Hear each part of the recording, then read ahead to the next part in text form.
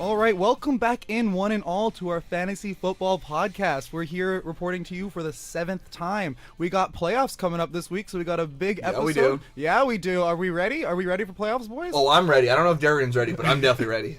I'm ready. So Yeah, we're sounds gonna go like it. through every single, or we're gonna try to go through every single matchup and talk about the fantasy relevance. But before we do that, we got a bet to pay out from last week. Hold on a second. I just gotta. So Darrian, you want to remind the listeners what was the bet from last week? That's fucking disgusting. Ooh, that is. Oh, disgusting. it's almost. Ew. I think last week we decided on, did you call it a coffee strainer? I call it the sock strainer myself. So the loser of last week's bet has to drink some water out of Don't use a that much sock. water. And if you can't Actually, tell, no. Use just a lot from- of water. If you can't tell just from Darian's narrations, the loser of last week's bet was Darrian. So without further ado, I don't know if you Ew. right now George is filling You up his gotta sock put that with water. sock back on. That is a dank sock, George. Okay, that's enough. Oh my god. I'm not drinking all the water, by the George's way. sock is like a I'm dank, taking a big gulp, dirty, though. One black nice big sock. gulp. I'll take a big gulp. We'll accept one big gulp. All right. All right, I'm gonna try to narrate. Stop this. dipping the sock in the water. Without You're supposed to just strain it. Without further ado, there's nothing going in there. You look fine. So just to make sure he gets all of the water, we strain the cup, or we strain the water into a cup for Darrian. So like that way he has to finish the water. It's no excuses with like going everywhere. All right, let's do it. It's good. I might throw up. I'm not even joking. I hope you do. I can't. I can't do it. I can't. Darian, this was your idea. I can't dude. do it. We Fuck are- you, Dad. We are the foot fetishists. Yeah, we are. Oh yeah, that's right. We are the football fetishists. We're just 3 guys with fetishes for foot. This time. He's pinching his nose. He's drinking. There he goes. That was not a real gulp. That was absolute bullshit. Yeah, Let's it's go. half Let's the go. water. Let's go. Take another sip. That was ridiculous. How does it taste, Darian? How does it It taste? just tasted like water. Oh, well, that was disappointing. That's disgusting. Oh.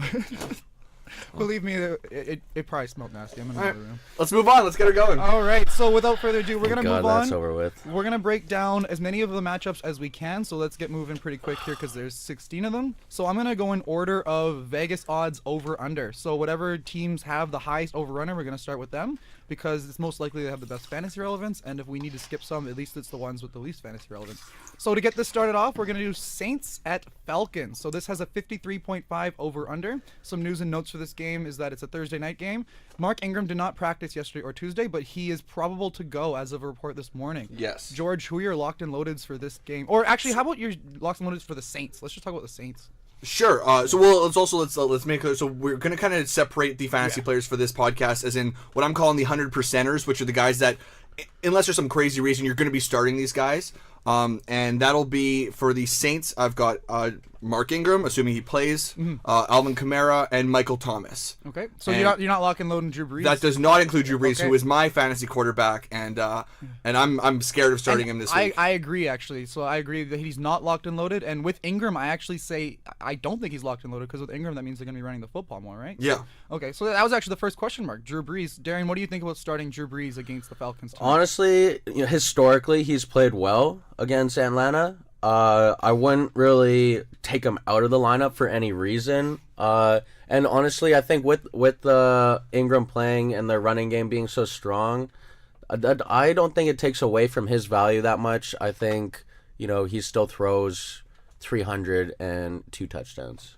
Oh, so you think a big game? What do you Okay, think, well, George? he's at back-to-back weeks of under 15, and he's underperformed for the most part all season. And to me, the real reason why I have the concerns is that it's Thursday, and you just Historically, quarterbacks don't play well. And so if it wasn't Thursday, I wouldn't be thinking the same way. But I've got him, and I don't feel at all comfortable starting him this week. Yeah, and Well, but who are you starting over? That's, And that's that's the what I'm thing. saying. Question, Let's that's the move real on from question. Brees Yeah. right now, and as we keep talking, we'll come up with a couple guys. He'll be the litmus test as we talk about more quarterbacks. Would you start Drew Brees or this guy? Yeah. Right. But I mean, hopefully you're listening to this before Thursday night because he's playing tonight. Falcons locked and loaded. I've got Julio, Freeman, Matt Ryan. And Matt Ryan with kind of a question mark with an inflection because I think Matt Ryan's locked and loaded here at home. What do you guys think about that? I think the one big factor for the Atlanta offense is Marshawn Lattimore.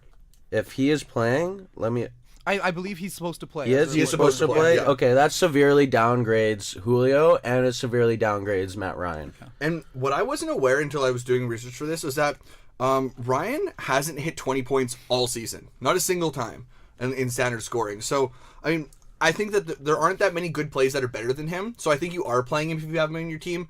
I have him ahead of Drew Brees for sure this week, but questionable, definitely. So you would start Matt Ryan ahead of Drew Brees? Definitely. How about Tevin Coleman? What do you think about Tevin Coleman? Tevin Coleman, I don't think he's startable. He had 8 carries and 3 receptions last game, so he got like 11 touches, and he I guess it's kind of, he needs to be really efficient to put up numbers. And also, I like watching Freeman kind of transition into it last week. I feel like Atlanta's offense, just watching them, they're at their best when Freeman is kind of their bell cow, and I think that might be their approach this week. So I wouldn't start Coleman. I agree. I wouldn't. Start I would start Coleman at a flex position. I wouldn't start him as their RB1 or 2, but at a flex he has value.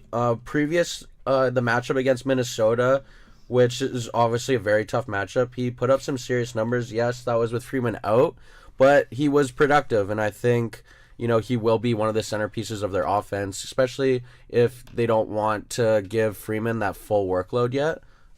And also with Julio maybe getting kind of shut down by Lattimore, they might have to lean on him a bit. So he definitely has some standalone flex value. I think he's safe, but I also think there's some guys on the waiver wire that you can access that I like a lot more. I love Gio Bernard more, especially if Joe Mixon misses, which he's supposed to. I love Mike Davis more. I love Matt Forte more. All these guys are less than 50% owned. I would grab any one of those guys and slot him in before Tevin Coleman. I would not start Matt Forte. Me neither. And okay. We'll get there, but I agree with that. And I would also, there's 2 other guys that I would say are definitely not startable in my opinion.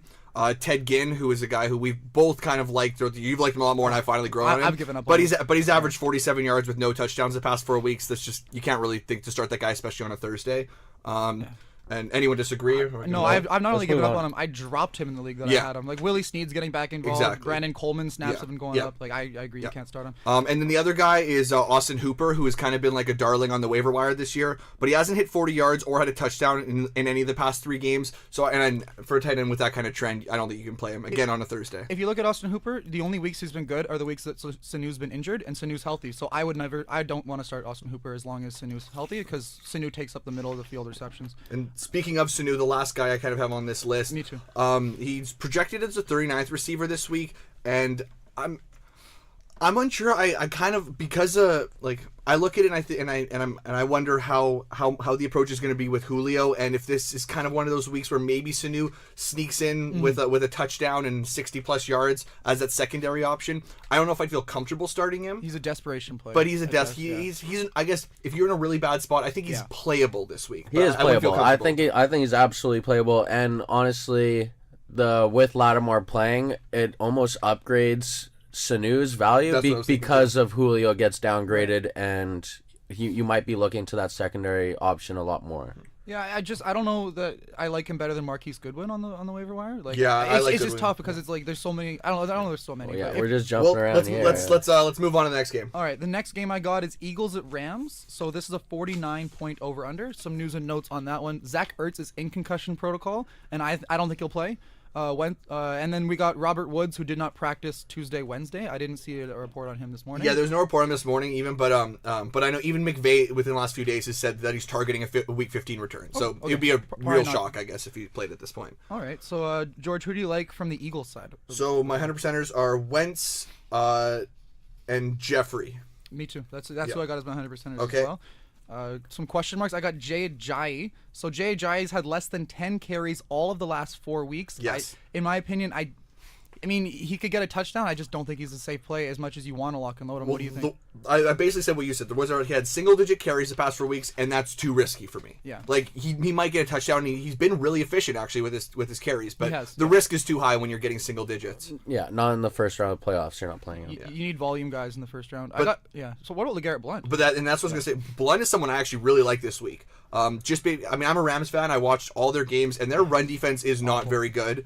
And I think that powering Blount is kind of the best strategy the Eagles could have this week. I mean, the Rams' pass defense is pretty good, so I think that for such a balanced team like the Eagles, you can rely on your run offense, and I think Blount's the kind of battering ram that they have. So I don't know. He last week he only had 8 carries, but other than that, he's consistently been getting between 14 to 16, and I think that 14 is the floor of what he gets this week, and probably a touchdown. I think I'm really comfortable starting Blount this week. I agree. I think you've got the volume. I kind of disagree just because of the mouths to feed. You never really know who's going to be the hot hand. Yeah, you're right with the Rams' run defense not being the strongest, but that doesn't mean Jay Ajayi and Corey Clement wouldn't, work their way in with Blunt. So I'd be wary of that. The one guy on the Eagles' offense that I think has some standalone value is Nelson Aguilar. Nelson Aguilar Coming off a really big game. Coming off a huge game against Seattle. And he's been running out of the slot. Forgive me if I'm wrong. Are the corners of the Rams still injured? Because I know they've had some serious injuries there the past couple of weeks. No, Tremaine's back. Tremaine Johnson's back. But I would just... Roby Coleman is back. Roby Coleman played last week, Yeah, too. he played last week. But I just think, he's done a good job of getting open this year. I think he has some flex play to him. Well, my take on Nelson Aguilar, I actually wrote down here that I think he's a must start because Really? Because he's the slot receiver in Philadelphia, and with Zach Ertz out, the middle of the targets, they're going to go to Nelson Aguilar, right? I don't think it's a coincidence that all of a sudden Zach Ertz got hurt last game, and his target share doubled. Yeah, I didn't know that. That's he a had good 12 point. targets, 7 catches, 141, and a receiving touchdown. He averages 5 targets a year, then all of a sudden Zach Ertz goes down last game, his targets goes up to 12. I think that point right there convinced me because I noted that the previous high from the 4 weeks before his explosion was 36 yards, and that's why I wasn't comfortable starting him. Right. But thinking about that, that's he's going to take those and he shorter, always shorter has routes. touchdown potential, right? So like, he's got I think seven TDs on the year I have written down. He's got some heavy target potential. For okay. Sure. Yeah. So volume plus touchdowns, I like it. I think Rams side of the ball, my only locked and loaded that I have here is Todd Gurley. Do you have any other locked and loaded from the Rams, George? I mean, I put Goff in there just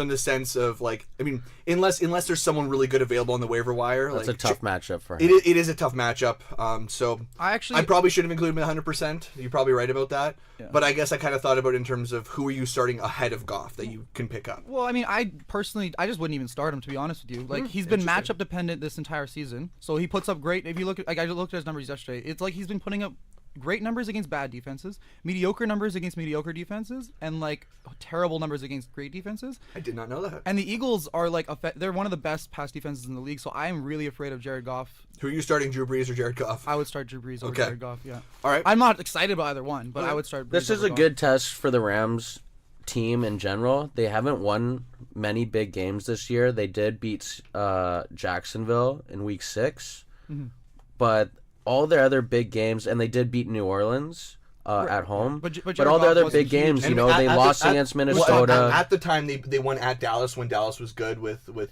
Zeke. That's true. That is true. So they're basically 3-2 in their tough games. They've had some tough games. They haven't been there consistently. I'm not even saying that the Rams consistent. can't win. I'm saying that if they win, they'll probably win off the back of Todd Gurley Probably rushing touchdowns, right? But so then let's go to the Rams receivers. Cooper Kupp, I think you basically got to start him. Still, I think his in my opinion, you can disagree, but in my opinion, his floor is great. And I mean, without Robert Woods, and especially with the front seven of the Eagles, I think that I think that the short passes to Kupp will kind of be there more so throughout the game, and he'll get his 6 to 8 receptions, and even without a touchdown, he's at least. Well, who'd you start? Who'd you start? Goodwin or Cooper Kupp? I like how Goodwin's our wide receiver litmus test. Yeah, because I wrote down later on that Goodwin I couldn't be higher on this week for a Goodwin or Cooper Kupp. Me, I'd start Goodwin. George looks like he's contemplating. That's a 50-50 one for me. Right? I guess I'm gonna say Kupp, but I want to say it's 50-50 for me. I think that's about as close as it gets. Okay. The volume is there for Kupp. I'm higher on him if Woods is out. Yes, but I think Woods will this be is out, completely assuming Woods is out. Yeah. And I wouldn't start Sammy Watkins. You guys agree with that? Yeah. I think there are worse plays, just because you did see that 2 weeks ago when he had his first game. He's a hit and miss guy. But it's too big of a risk for playoffs. Yeah. The only thing that I would say for Watkins, not that I'm all in on starting him, is that 2 weeks ago when in the first game without Woods, he had a season high 9 targets, 82 yards, and a touchdown. Mm-hmm. And last weekend he was covered by Patrick Peterson. So I mean that was really tough. He only managed 38 yards to get a touchdown. But this week getting Ronald Darby's a better matchup in what is usually an explosive offense. So I think there could be worse plays than him, but there is risk involved for sure. Love it. All right, moving on to the Raiders and Chiefs. Raiders at Chiefs. They have a 47.5 over under. Some news on this: Marcus Peters was suspended by his team yesterday morning for throwing the ref's flag into the stands and leaving the field, which was fucking hilarious. Funny. Oh, I thought it was hilarious. And then Amari Cooper cleared concussion protocol, but still is not practicing today or yesterday because of the ankle injury. So which is a way bigger concern to me. Yeah, absolutely, and I don't think he will play on Sunday. So, what do you think about Raiders locked and loaded? Because Marshawn Lynch. Okay. I've got Crabtree as well. I'm not putting him as a 100%er just because he's recently been shitty, but I definitely think you're starting Crabtree too. Because of Marcus Peters being out, and without Cooper, I think Crabtree's gonna have Exactly. I think all the factors make it easy. I just feel like it's worth like pointing out why it's an easy choice, because if you look at his recent production, you could make the argument just off of that not to do it. And Kansas City with Marcus Peters has been like second worst against. And if you have Crabtree on your team, likely you've been waiting for him to come back and make some noise. So I think you slide him right back into that so lineup. he was as close to 100% as you could be without being one, I guess. What about Derek Carr? Let's play the Drew Brees litmus test, or let's talk about why you would or would not start Derek Carr. So I thought a lot about the Derek Carr thing, and I really wasn't sure. I guess there's a lot of quarterback matchups that I don't really like this week, and I look at it and I'm just like, this is about as good of a matchup as you're going to get with the Kansas City terrible pass defense. And not just that they're a terrible pass defense, they seem to be getting worse and worse every week. And then now they lose Marcus Peters, who's their only guy other than Justin Houston who does things for them defensively. So I actually think this is the one week where I would start Derek Carr. I want to agree with you, and I'm afraid to agree with you.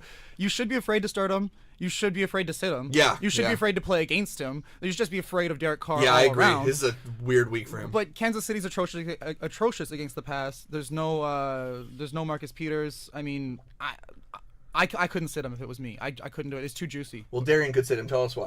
I could sit him. I do see the argument why you'd play him, blah, blah, blah. But he's just been inconsistent. And I know he's had, injuries and whatever and some drop balls. But even when those guys have been healthy, that's been their number one problem is catching the ball. I think they're definitely in the top 5 for drops this year. And he's not someone you can count on. And if you're going to start him, like you have some serious problems if you don't have someone else to play. That's true. All right. Well, I guess that we're all in agreements that you don't really want to start him, but you also don't really want to sit him, and he's just kind of a throw a dart at the board. And you also want to hate drop. Like his one best game of the year was against the Kansas City Chiefs, and which was a great game. And he had a great game. He had over 30 points for like 200 yards and 2 touchdowns. But that's the one thing. That's the one game he's had all year, right? So. Yeah.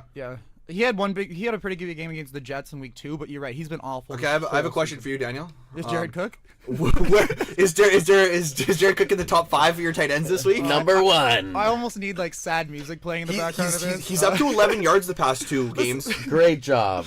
Listen, he was outproduced by Clive Walford, his backup tight end. Like somebody got it done against it. No. It's not hard to outproduce a guy when he gets 9 yards. I forever hate drop Jared Cook. I will forever hate him. There's gonna be a place in my heart where he has vomited on my soul forever.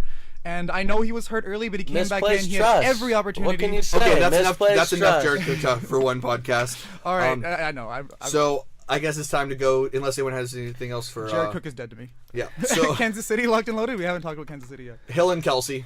I got Kelsey and Hill, and I would play Alex Smith. Yeah. In almost every What about Kareem Hunt? Oh, that's my point, is that he's not locked and So loaded. not only is he not locked and loaded, he's in my make or breaks, and I was looking at him, and I think this is the week to do it. If you have options, this is the week to sit him. This is one of the worst defenses in the league. I know, That but is true. I just I feel like at a certain time, like patterns become patterns, and he hasn't had even 8 fantasy points in any of the past 5 games. Like he has had consistently bad fantasy games, not even like up and down. Yeah. So I mean, like if I'm starting, like say I was able to pick up Gio Bernard on the waiver wire and Kareem Hunt was my RB2 or my flex. This makes me sick to think about. I know, but if we've had these conversations, I've been the guy that's kind of said, well, he's going to kind of get back to the norm or back to the mean of like what he did great at the beginning of the season, but you're just seeing it every week. He's not like last week. Kansas City exploded offensively, and Kareem Hunt did nothing. He had 12 total touches. He's no longer an auto start to me. It really depends on your team, but just with someone with that much upside, especially with this battle. The last time he went over 100 yards, by the way, was against Oakland in week 7. Yeah. Oh yeah, and it's just tough for me because like he's got such a high upside. Yeah. But his carries have been diminishing, like he's down to 9 carries last week, 11 carries week before that. I mean, if you have anything other than a great running back situation, then you're going to start him. Yeah, but I think if you do have like a good running back situation, like it's reasonable to believe he could be sat this week. Yeah, I would start him almost over any situation, but I don't consider him an auto start and tamper your expectations for what you have going forward.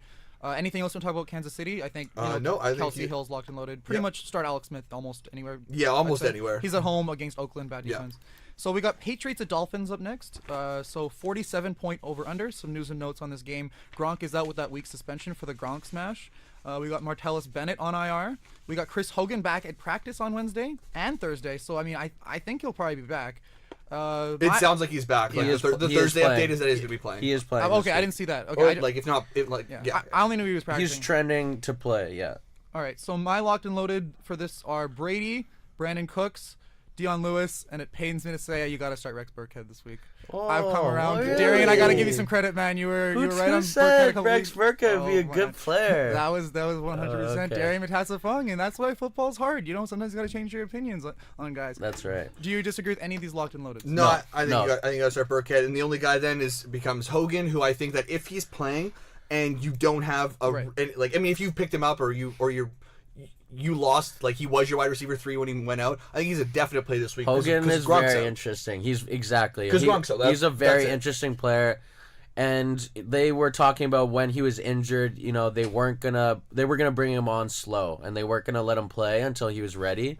So these 2 days of practice shows that he is ready.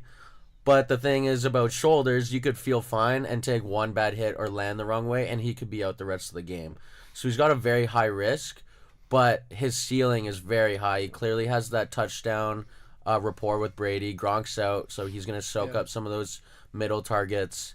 So yeah, I would start him, but know the risk when you're doing this. Yeah. Also, I just want to point out, some people might be tempted to play Dwayne Allen because Don't do Gronk. it. I wouldn't Absolutely do not touch Dwayne Allen. When I was making these lists, I wrote his name down in the make or break touch guys, him. and then I started researching him, and I was like, Yeah. oh, never mind. He has a total of 40 yards on the Yeah, season. Yeah, no, it's absolutely garbage. do not touch Garbage. him. And like in the week that Gronk did miss, he did nothing. Just and you know who irrelevant. did He had get an two uptick? big drops that game. An too. uptick when Gronk went down was Danny Amendola because he plays in the slot. I'm not saying necessarily start Danny Amendola, but I'm saying I don't mind him as a waiver wire pickup if you're desperate. I like Goodwin better. I'm just I looking at wouldn't the touch effect. Amendola. I'm just either. looking at the effect he's got on Hogan. I think Hogan's the Right. guy that becomes a starter for the most Hogan's part the because guy. of Gronk. When I was making these notes, I thought Hogan would be out, maybe potentially. So like Amendola without Hogan and without Gronk, I Okay, like. Now I only kind of like Amendola with Hogan. If say Hogan does miss the game, then I think that could be a decent last minute desperation play. I'm picking him up on. I just don't see any touchdowns for him. I don't see any deep You're targets. right. My point is more Maybe that- in PPR league. Yeah. My point is more that the volume from Gronk goes to Amendola, so don't touch Allen because Oh, Allen's the gonna get volume, but it's a different type, right? Like he's Yeah. not running those deep overs. He's not running those seams. He's doing 5-yard routes and he's No, doing outs and yeah, ins. Not right? all So- of Gronk's volume. I'm just saying like it goes to him and not to Dwayne Allen. So on the Dolphins side of the ball, the only person that I have locked and loaded is Kenyon Drake. Hey, my boy Drake. I think you have to start Kenyon Drake. Any disagreement there? No, I think Absolutely you've got not. it. He's a stud. What can I say? I called this weeks ago. And he's looking great with Damian Williams out too. He's been a because- stud since he was a backup running back at Alabama. I remember that guy's. Yeah, he's a nuts. great returner. Yeah. because they were giving Damian Williams a lot of the volume, but Damian Williams is Yeah, out, no, it's so- clear Drake's become the guy there. And I think you've got to he start had him. a run last week, that 40-yard touchdown run, and honestly, it was one of the he most looked impressive runs of the whole season. He made 2 quick in-tight moves to shake 2 defenders within like 2 yards and exploded for 40-yard touchdown. He's a must-play. Okay, so he's a guaranteed start, and the only other guy is Landry. Yep. Who I think you're almost certainly starting him just because of his floor, in my opinion. I shouldn't even say almost certainly. I think it's like I actually like, for example, my team that I have right now is not very good with running backs, but it's really good with wide receivers, and because of that, I would not be starting Landry because I think my upside's a lot higher. But Landry is a very safe play if you don't have a bunch of star receivers. He's only been below 6 fantasy points once in 8 games. So, I mean, you're consistently getting at least something worth starting. But he's not really getting many touchdowns. He's not having many explosive games. So That's actually something I wanted to touch on, is the fact I think that Jarvis Landry and Kenny Stills are the mirror image of each other for what you need, right? So like if you're safe, if you think that you're projected to win, I would start Jarvis Landry because he's safer. But I got to give it up to Darrian because I'm starting to really love Kenny Stills in this offense. Another guy that he called out a few weeks ago was Kenny Stills. And to me, Kenny Stills is the opposite of Jarvis Landry in the sense that if you need a He's win, a deep threat guy. you play him, Yeah. right? And he's been the clear number 2 in this offense. You know, like Devontae Parker is droppable, and Kenny Stills, even with Jay Cutler coming back, has been the number 2 in that offense. So I see Landry and Kenny Stills as almost similar positions, but the exact opposite. Yeah. But Landry, Stills had 13 targets last week. but 13. I'm aware the volume is getting there for Kenny Stills, but I think he's more of an upside play, whereas Jarvis Landry 100% safe. Just I based think this all is a season. good matchup for Stills because more like in the short yardage guys, they get locked down pretty good against the Patriots D. It's when the Patriots D gives up big plays. Yeah. They're big play like prone type of defense. So I think he's got a plus matchup. No, I think so. I agree, and I would start him in many situations. Do you agree? Moving on. All right. The next matchup that I've got, Redskins at Chargers. So this has got a 46-point over/under. Some news and notes. Jordan Reed is out again because he's Jordan Reed. Redskins locked and loaded. I've got Samaje Perine, and that's it.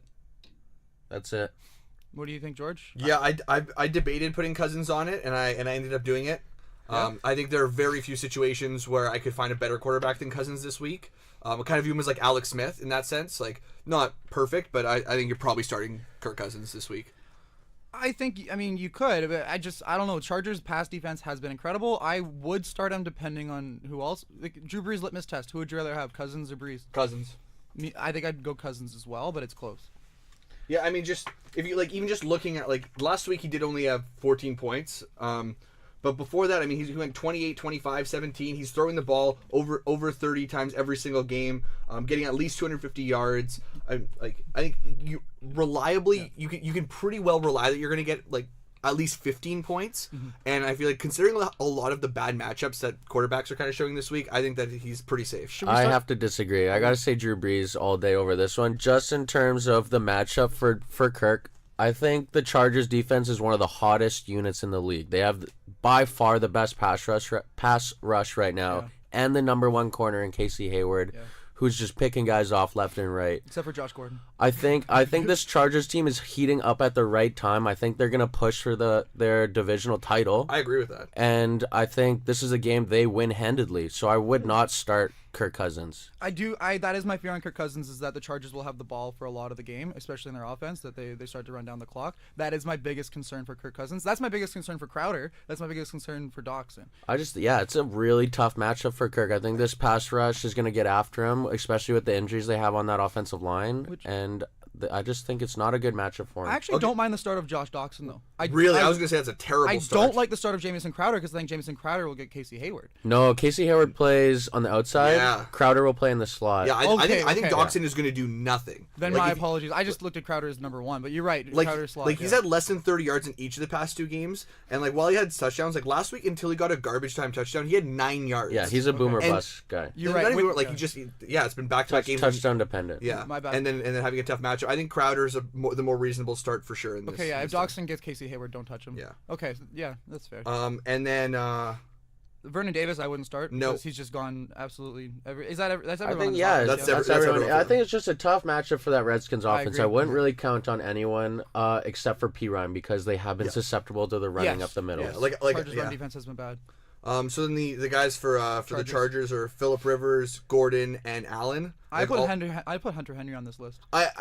Yeah. So. I like Hunter. I waited till this morning and they said he was healthy and playing, and so it seems like he is healthy and good to go. So I wrote on there, if he's healthy, definitely should be started. So to me, I just wrote light up your Chargers, because I think they're gonna have a huge week. Like, there's not a lot of questions to me. I think they're gonna destroy the Redskins. I think that every piece of their offense, except for maybe I wouldn't start Eckler. Would you start Eckler? No, that's tough. I wouldn't, because I think it's hard to start a backup running. Yeah, you can't start him, I would say. Yeah, okay, but I think that's pretty clear. Well, I think those are all pretty obvious. So let's move along. Moving on to Titans at Cardinals. So a 44-point over/under. Okay, so news and notes for this matchup. We got Delaney Walker, who did not practice yesterday, but he's likely to play. Adrian Peterson is still not practicing today with a neck injury. Did not play last week. I don't think he'll play this week. John Brown is not practicing, and Rashard Matthews is likely to return.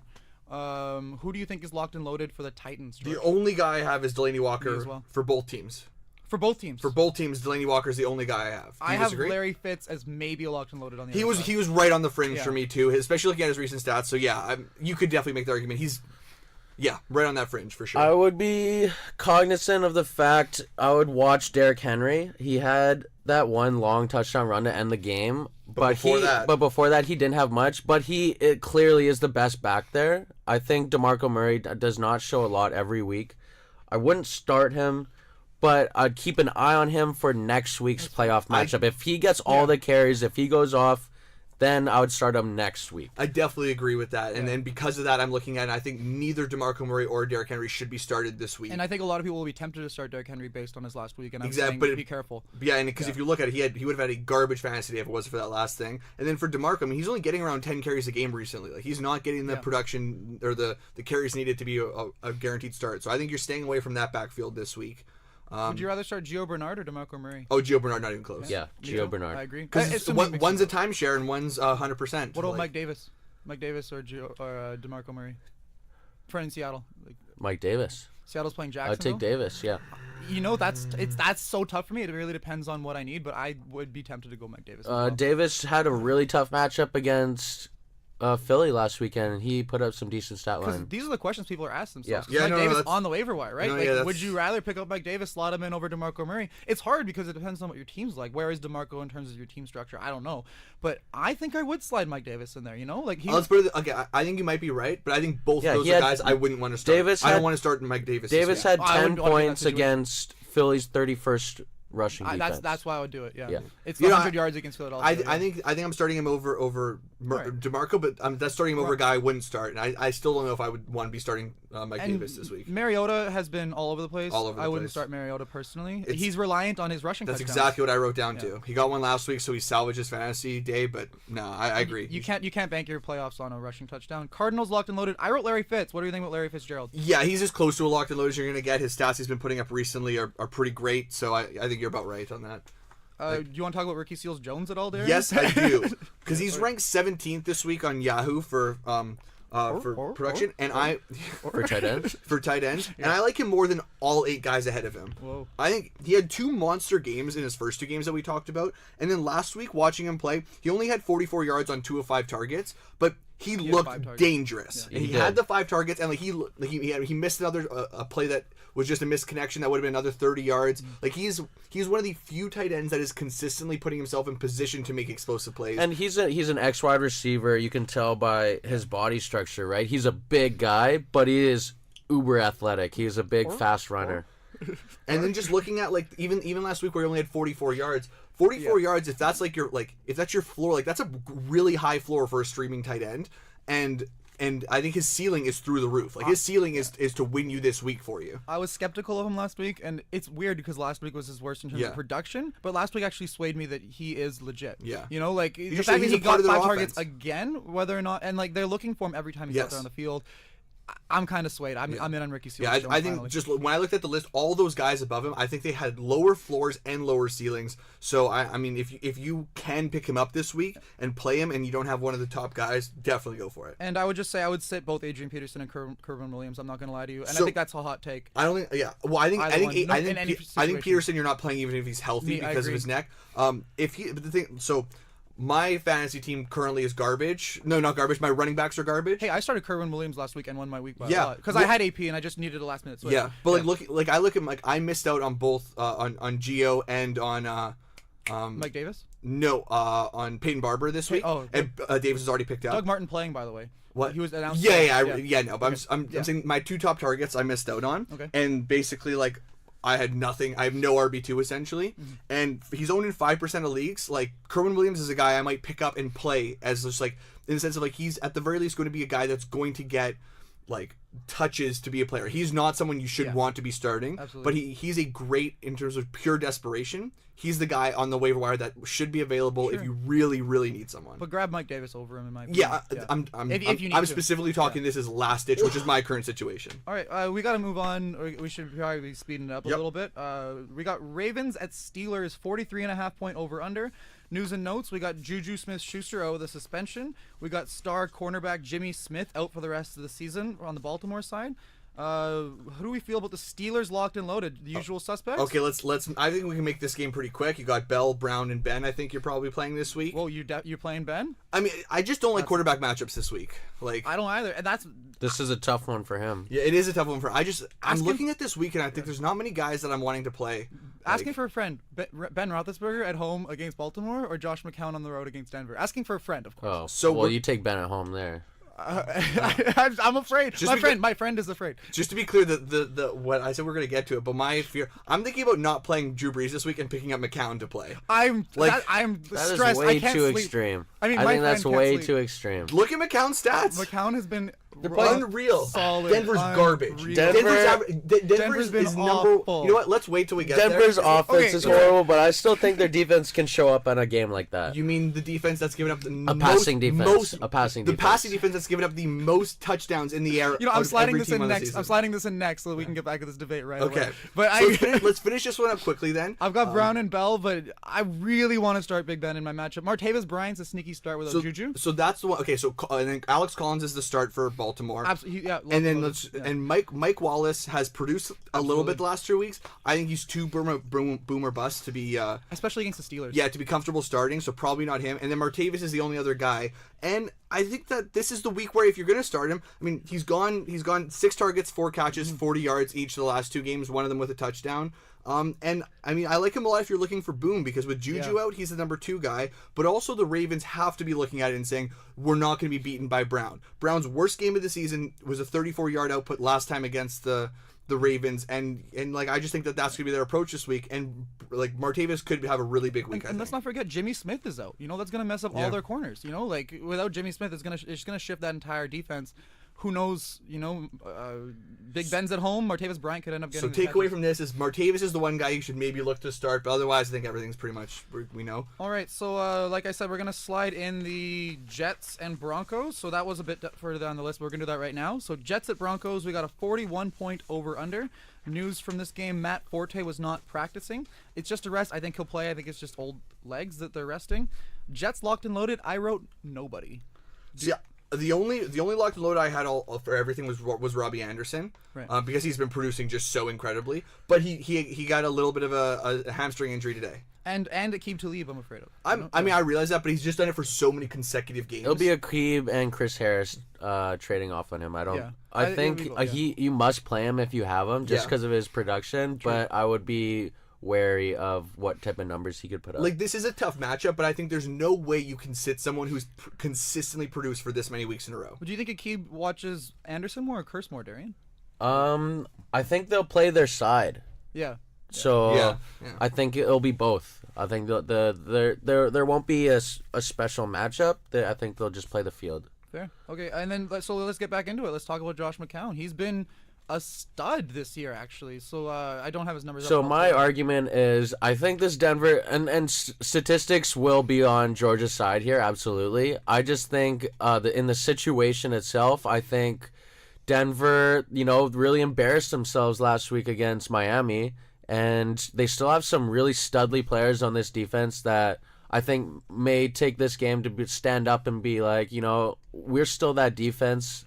We may not have all the same personnel, but in the secondary, we can still lock down on mediocre to above average wide receivers. So if you're gonna go with the kind of gut feeling argument, that's fair. My gut feeling on that side is that this feels like a team that might just be giving up on this season. And Vance Joseph, all the talk is that he's gonna be fired. Maybe he's like, no, I don't know. Just it feels like kind of it is that part of the season where these bad teams that are expecting to do well kind of give up when they're not playing well. So you can go whichever side you want on that kind of gut feeling argument.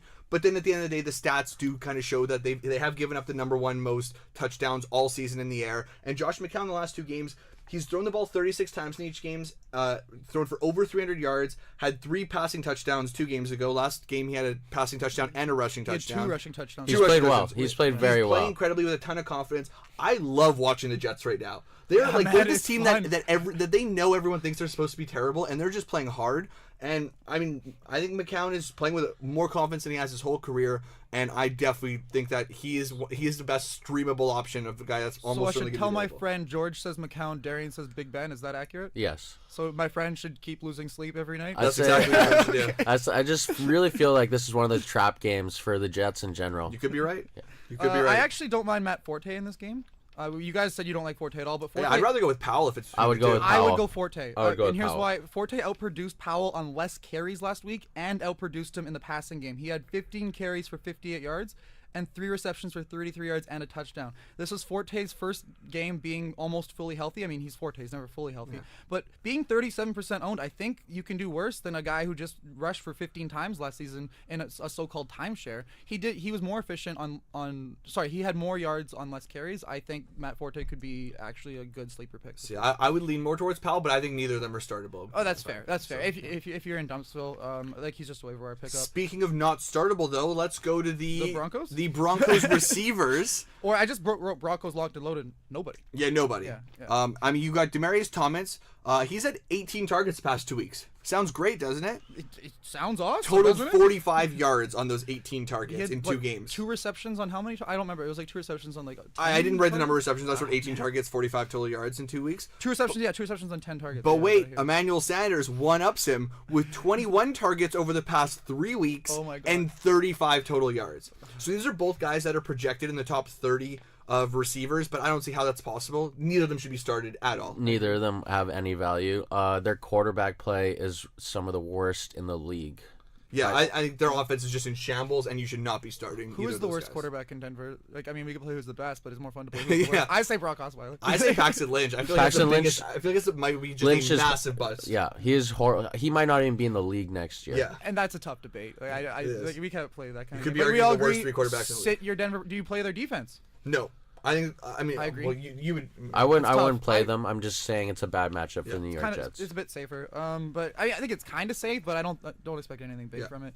Okay. Okay. They did have a pick 6 last week. Moving to the next matchup, we got the 49ers at the Texans. So this is a 43-point over-under. News and notes. CJ Fedorowicz placed on IR, and Steven Anderson was named as their tight end.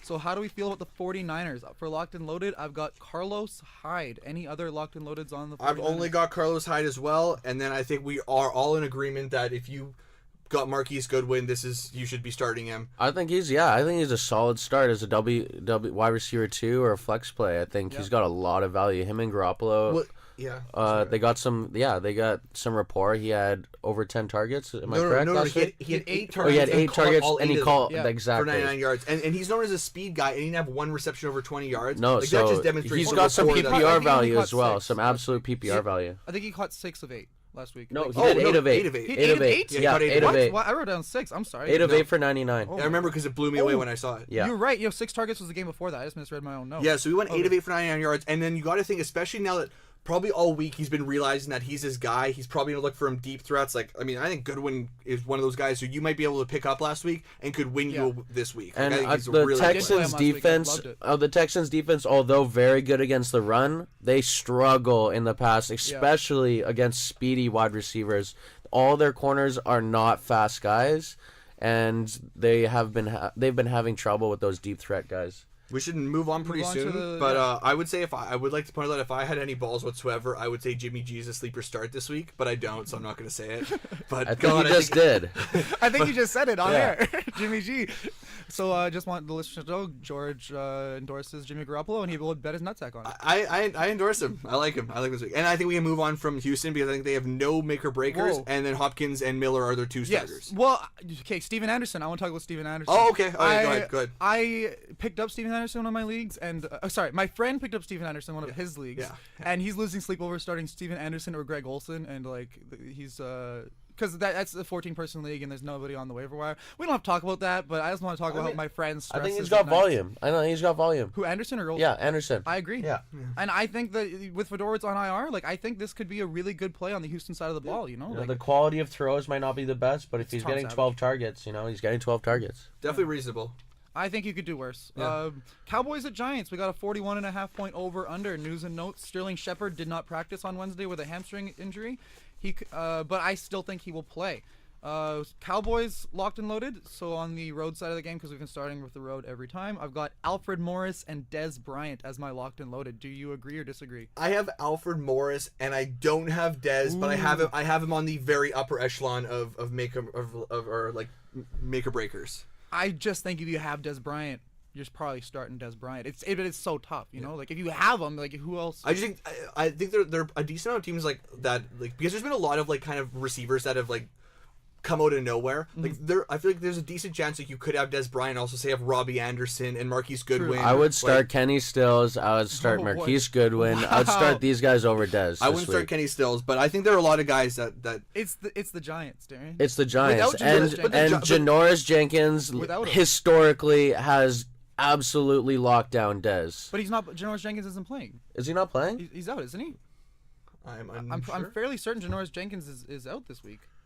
Okay, and the other thing that I want to say is this: when you say it's the Giants, I understand could be your wrong with point, but to me, yeah, he's out. He's out for the season. Yeah, He is I'm out. pretty sure he's on IR. Yeah, he's out for the He season. is okay. So My bad. So the point about it being the Giants, I see what you're saying, but to me, this has all the makings of Eli comes back, the team is garbage, but the crowd is just out of control, and the Cowboys somehow just lay an egg, and it's a 17-13 win for the Giants and the Cowboys season. That just has all the makings of that for me, and I'm just so scared of the Cowboys in this game. I actually did think about putting Des Bryant as a question mark, but then when I was reading about like Janoris Jenkins being out, and I was looking at that exact stat, like Des Bryant against Janoris Jenkins. But Okay, without fair enough. Janoris Jenkins- I obviously am not informed on No, Janoris that's Jenkins, okay. but even without that, Des has only gone over 10 points once in the past 6 weeks. And that has a lot to do Actually, with Dak 7 Prescott, weeks. who I want to 7 weeks. Yeah, Okay, well, that's let's talk true. about Dak Prescott. So Dak Prescott looked better last week. Not great. Like he still only had like 100 passing yards or something and 2 passing touchdowns. But he stopped freaking out every time that somebody from the defensive line got anywhere near him.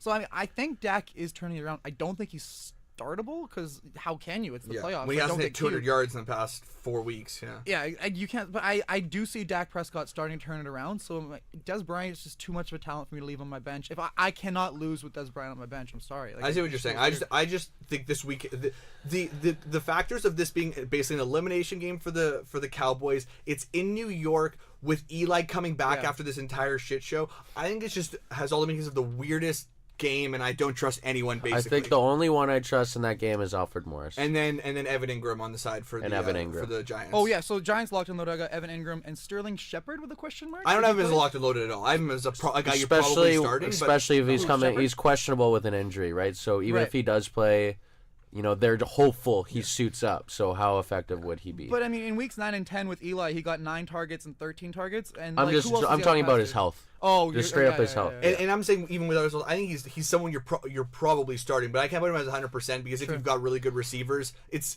tough to trust the offense. That's fair. But you're probably starting him. Evan Ingram's a full green light Yes. start. Oh, for sure, every week in my opinion. Moving on to Vikings at Panthers, 41 point over under. Hold on, just 1 second. Oh, yeah, Is there sure. any situation where you guys are starting Orleans Darkwood this Yes, week? sorry, I actually have him. I would start Orleans Darkwood. Let me. I mean, he did get a He's a a whole, decent start. Yeah, He did get a whole 2.3 yards per carry last week. that's so right. But didn't he get a touchdown as well? He did. That's he did. right. So yeah, I'd start the darkness as well. So Dallas is getting up the 12th most points to running backs this year, and I think he's a lock for double-digit carries.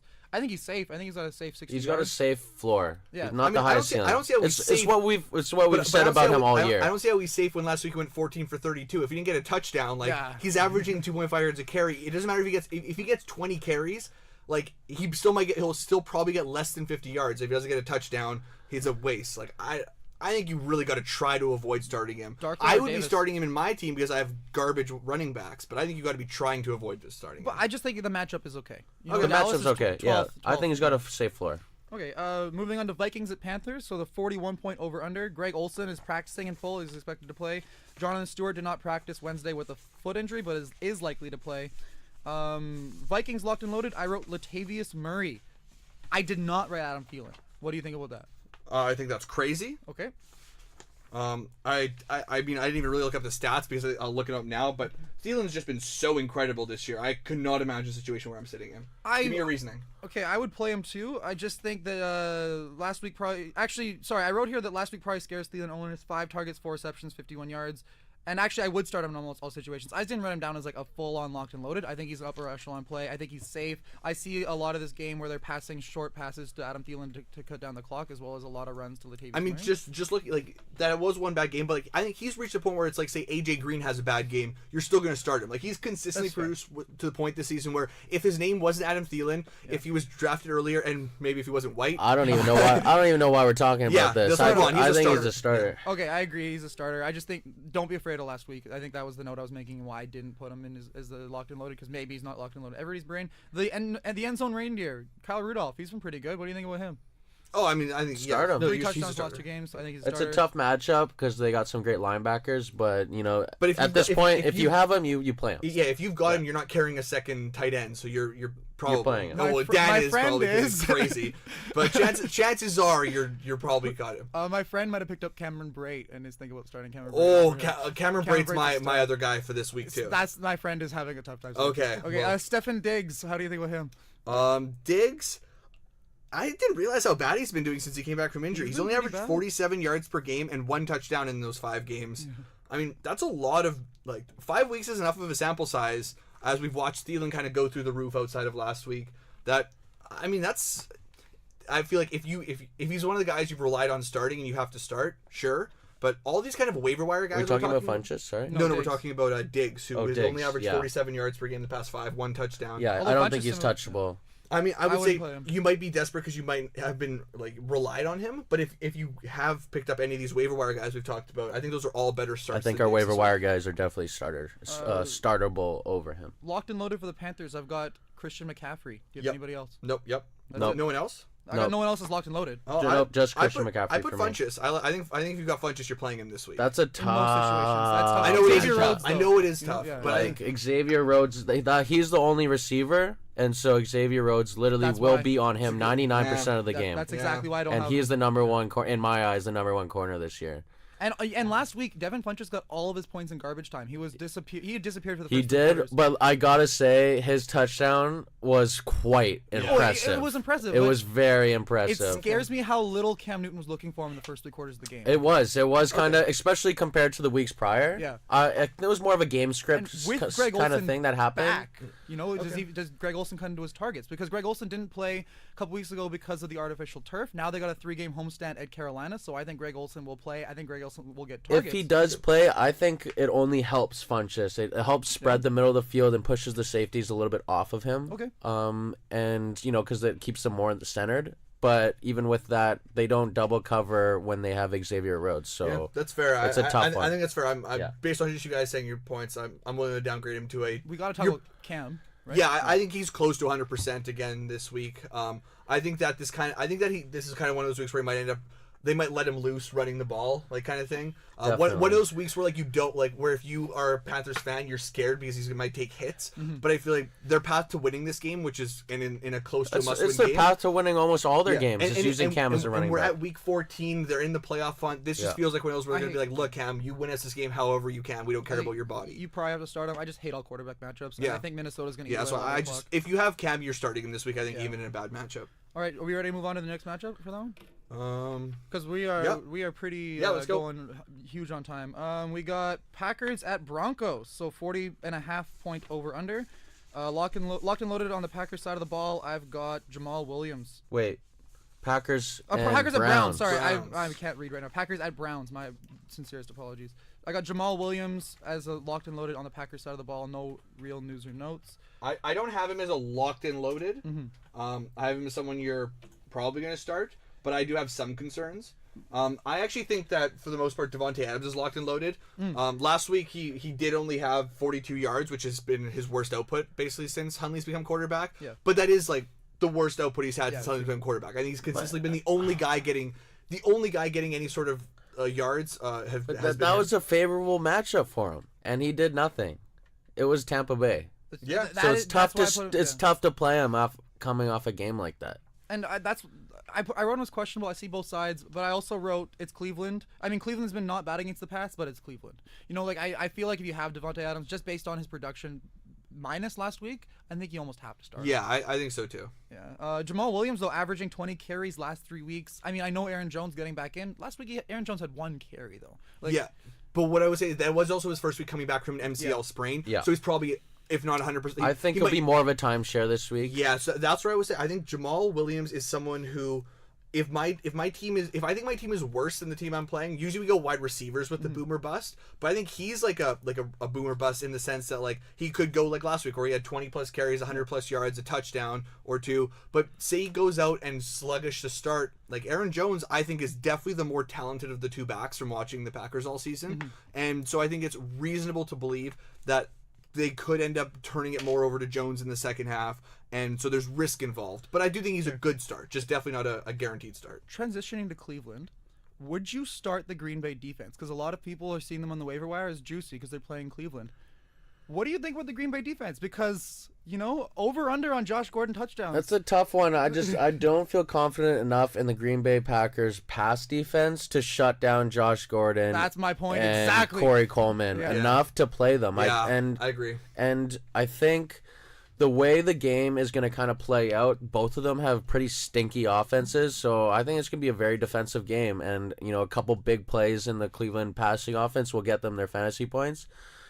And I think Packers in the end do outclass them to win the game, but I don't really see much output from both teams. Well, glad you mentioned Josh Gordon because he's my locked and loaded from the Browns. Absolutely. Even with You guys Kaiser's absolutely horrendous. Anytime Gordon literally gets the ball in his hands, it takes 2-3 guys to take him down. That's the first time in my entire life I watched an entire Browns game, and I was just like enthralled. By because Kaiser missed him on 2 touchdowns. Yeah. But he had 10 targets. He still produced. And he was getting wide open. He was getting wide open. And even when he's not wide open, he's getting a little bit of separation where if the ball's there, he's going to make the play. I think Gordon's an easy start. He's a borderline wide receiver. 85 yards against Casey Hayward. Only Odell has put up more yards than Josh Gordon. Yeah, and that includes all the missed throws from He's Kaiser. the best wide receiver of all time. But and also that's my other point too is like Deshaun Kaiser. He had like. I'm gonna make a quote. I'm gonna clip that one. Just so Please do that. Deshaun Kaiser had like no time to throw. Yeah. And so the Chargers rush defense, I looked it up. They are 6th in sacks. They have 35 sacks. And then the Green Bay Packers, though, they're like 16th in sacks. They have 25. So I think Deshaun Kaiser has more time to throw against Green Bay, and there's no Casey Hayward shadowing Josh Gordon. Okay. Both sides of the ball. We're running out of time, so let's move on from that because Josh Gordon definite start. The only other one is Isaiah Crowell. He's got starting potential. Because the last 4 weeks he went 90 yards, then 18, then 95, then 41. And so he's kind of been up and down, but I like this matchup against the Packers. Yeah, I think it's a good matchup for them. I think it is a good matchup for them. I think he's a decent start this week. Looking at this, we might have to skip some of these, but I'm going to list off the matchups we have left. You guys yell out which ones we need to talk about. Okay. So the ones we haven't talked about so far, Seahawks and Jaguars. We'll talk about Let's talk about that one. Okay. I'll just list them all out. Bears and Bengals, Colts and Bills, and Lions and Bucks are the ones we haven't talked about so far. I think we don't need to talk about the Bengals one because the only thing there to note really is the Gio Bernard, Joe Mixon. Looks like Mixon's not going to play. Yeah. In which case Gio's a starter. Start that's AJ it. Green. Just start Gio, Probably start AJ. start Jordan Howard too. And Jordan Howard. yeah. And don't start Dalton probably. Colts and Bills, start nobody. Yeah. If you're really desperate, Gore maybe for safety. Dontrell Inman. Oh, fair. If you're really desperate. I'd say if you're desperate, start T.Y. Hilton.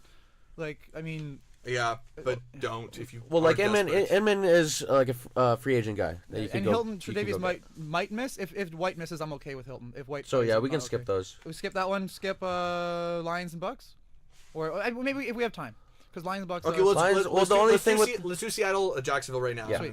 Okay, so Seattle, Jacksonville, 39.5 point over under. So my locked and loaded for Seattle are Baldwin, Graham, and Russell Wilson? Question mark. Absolutely. I'd say yes. I think he's one of the leading MVP candidates. You have to start him. He's #1 fantasy quarterback in the league this season. Oh, first of all, I think there's no question that I'm starting Russell Wilson because Okay. I think that him scrambling becomes like a big part of their offense with the garbage. But I'm really surprised that you have Doug Baldwin as a 100% guy. Slot receiver, Jackson. No, he plays on the outside, but he plays both. He moves around. He does move around. He's primarily on the outside, and that's right in Jalen Ramsey, AJ Bouye territory. Yeah, like I think it's a terrible matchup for the cornerbacks they have. And then even just looking at his stats the past few games, like he's been okay. The last 4 weeks he's averaging 7.5 points a game fantasy wise, which is okay. Yeah. But when if that's what he's averaging, and then you put him up against this defense, I mean, he might be startable, but he's definitely not 100%er. Okay, so I think Jimmy Graham is a must start. Yes, and I think Mike Davis is going to get a lot of the offense. I think Davis, has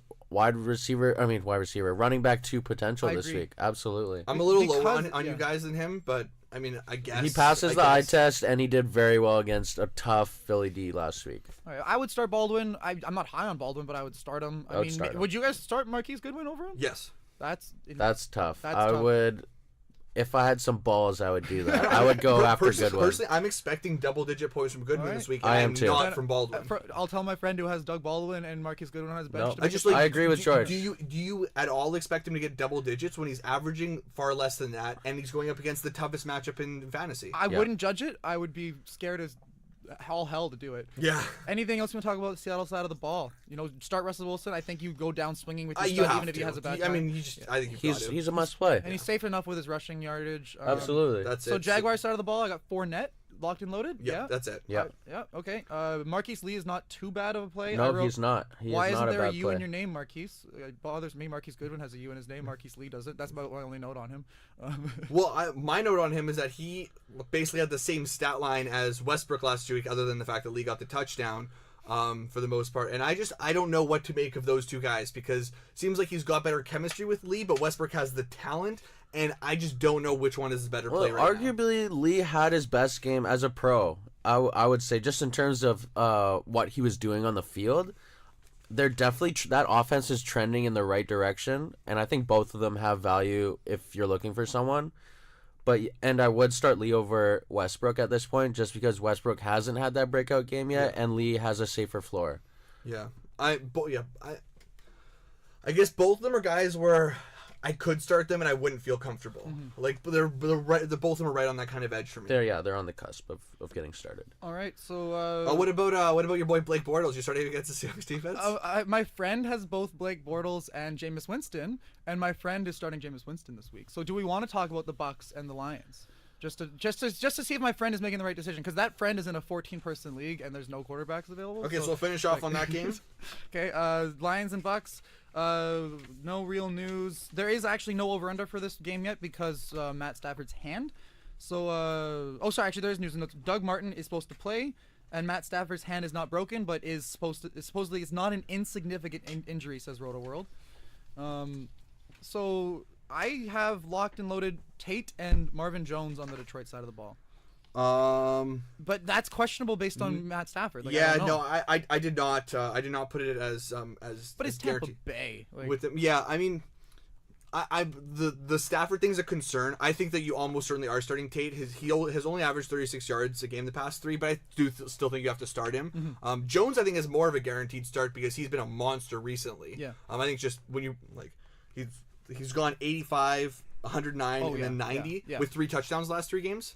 So I think he's more of the guaranteed starter than Tate, but you're probably starting him as well. Yeah. Especially because it's the Bucs. They both have high value. And I would say Mike Evans is a similar situation to Tate in that he's not performed well recently, but you kind of got to start him. He's a must start. Especially against Detroit. Yeah. The one guy that I think has a lot of value this week in that matchup is Cameron Brate. Yes. Oh, I agree. Yeah. Let me just. I'll pull a little bit of Daniel. I've just got a little bit here. In his first game back with Jameis last week, he caught 2 touchdowns. In the 4 games that Winston missed, he had 1 reception in each game for an average of 9 yards with no touchdowns. Became completely fantasy irrelevant. It's pretty obvious it's his favorite target, especially in the red zone. In the 8 games that he's played with him, he's averaged 55.5 yards, and then he's had 6 touchdowns. Yeah. So he's averaging over 10 points per game with Jameis playing, which is third to only Gronk and Travis Kelce. Yeah. He's an incredible start this week, I think. Yeah, he was 6 with Jameis Winston coming into last week. Now he's jumped up to 3rd. Yeah, it's insanity. Yeah, my friend is benching Kyle Rudolph for Cameron Brate this week, and I agree. My friend can't sleep over it. That's tough.